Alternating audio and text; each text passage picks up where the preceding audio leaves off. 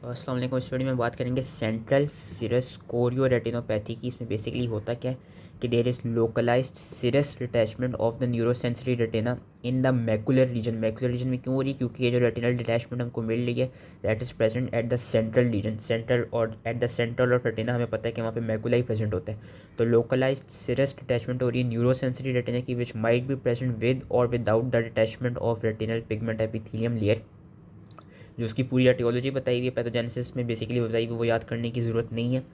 Main bus ये पता होना चाहिए कि मैकुलर रीजन के लेवल पे हमको सिरस लोकलाइज्ड सिरस अटैचमेंट मिल रही है न्यूरोसेंसरी रेटिना की। और रिस्क फैक्टर्स क्या देखे गए? रिस्क फैक्टर्स में ये देखा जाता है कि एज के लिहाज से जो इंडिविजुअल्स हुआ between 20 to 40 years and gender के लिहाज से मेल्स को ज़्यादा इफेक्ट करती है। पर्सनैलिटी की बात की जाए तो जिन लोगों में टाइप ए पर्सनैलिटी होती है उनमें देखा जाता है कि उनमें कॉर्टिसोल और एपिनेफ्रिन के लेवल्स बड़े हुए होते हैं, उनमें ज़्यादातर देखी जाती है।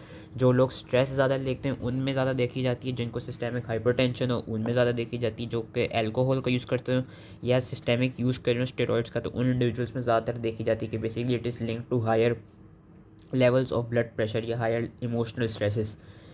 क्लिनिकल फीचर्स क्या होते हैं? ओनली एक ही आँख को अफेक्ट करती है। सिम्टम्स ये होते हैं कि sudden onset of unilateral painless blurred vision associated with relative positive scotoma के विजुअल फील्ड में हमको वो लॉस आ रहा होगा थोड़ा सा।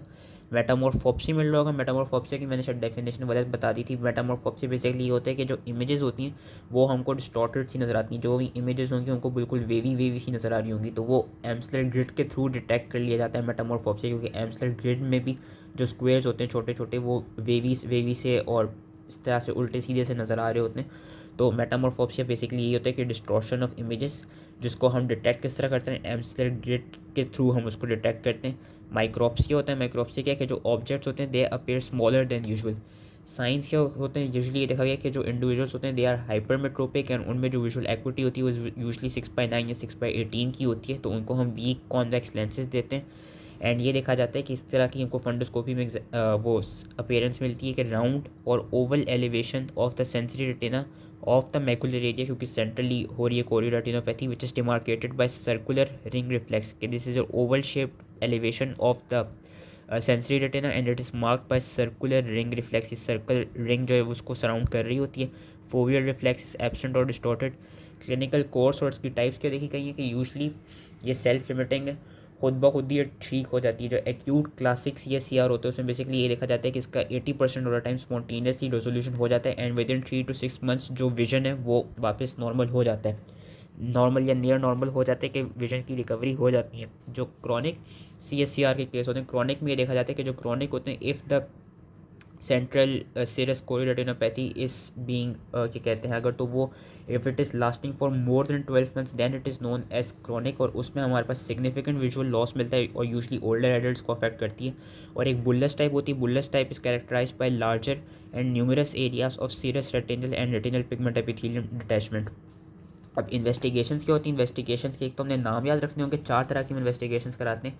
एक तो वही एम्सलर ग्रिड टेस्ट जिससे मेटामॉर्फोप्सिया नज़र आ जाता है, fundus fluorescent angiography, indocyanine green angiography और OCT। अब फंडस फ्लोरेसेंट एंजियोग्राफी में उसमें किस किस तरह के 3 तरह के जो अलग से पैटर्न्स मिलते हैं वो याद रखने होंगे। इंक ब्लॉट पैटर्न, ये इन्होंने दिखाया हुआ है, इंक ब्लॉट पैटर्न मिलता है। Smoke stack pattern, smoke stack pattern उन्होंने ये दिखाया हुआ है। ये स्मोक स्टैक पैटर्न मिल रहा है इस तरह का, इस जो स्मोक है उस तरह का स्टैक बन रहा है। और यही smoke stack pattern it converts itself into umbrella और मशरूम शेप पैटर्न। और अलग से जो हमें पैटर्न नज़र आते हैं वो हमको मल्टीपल लीक पैटर्न नज़र आते हैं। ये सारे हमको सिंगुलर लीक नज़र आ रहे हैं। मल्टीपल लीक में क्या होगा कि डिफरेंट डिफरेंट जगहों पे मैकुला के लेवल पे मल्टीपल साइड्स ऑफ लीकेज हमको मिलेंगी। तो 3 पैटर्न्स याद रखने होंगे, ink blot, smoke stack and your smoke stack gets converted into mushroom और अम्ब्रेला लाइक पैटर्न, एंड अलग से मल्टीपल लीक पैटर्न हमको फंडस फ्लोरेसेंट एंजियोग्राफी में मिलता है। कोर्स का है, कोर्स वही जो मैंने अभी पीछे बता दिया था कि ज़्यादातर एक्यूट का ये देखा जाता है कि स्पॉन्टेनियस रेजोल्यूशन हो जाती है 80% ऑफ द कहते हैं केसेस में, और रिकवरी हो जाती है विजन की विद इन 3 to 6 मंथ्स। जो क्रॉनिक होगा, क्रॉनिक मीनो कि it will last for more than 12 months and उसमें सिग्निफिकेंट विजुअल लॉस होगा। और जो बुल्लस टाइप होती है, बुल्लस टाइप में हमें पता है कि हमको लार्ज सिंगल या लार्ज मल्टीपल्स क्या कहते हैं एरियाज नज़र आते हैं सिरस रेटिनल और रेटिनल पिगमेंट एपिथेलियम डिटैचमेंट की।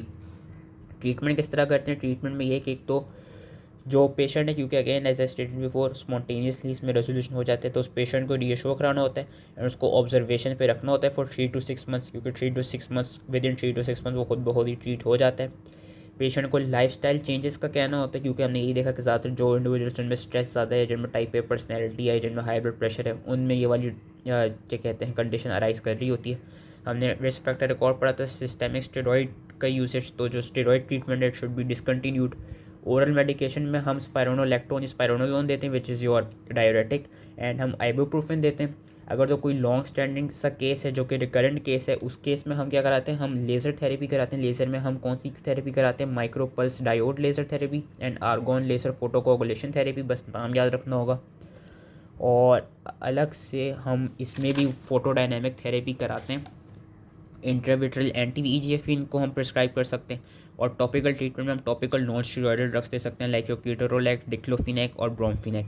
तो ये जो 8 इन्होंने ट्रीटमेंट के बताए हुए ट्रीटमेंट याद रखनी होगी। ट्रीटमेंट में क्या क्या याद रखते हैं, एक दफ़ा दोबारा रिपीट कर देता हूँ कि reassurance and observation of the individual, lifestyle changes, steroid treatment should be discontinued if he और she is taking steroid. Oral medication में हमारे पास पायरोनोलैक्टोन, आइबुप्रोफिन।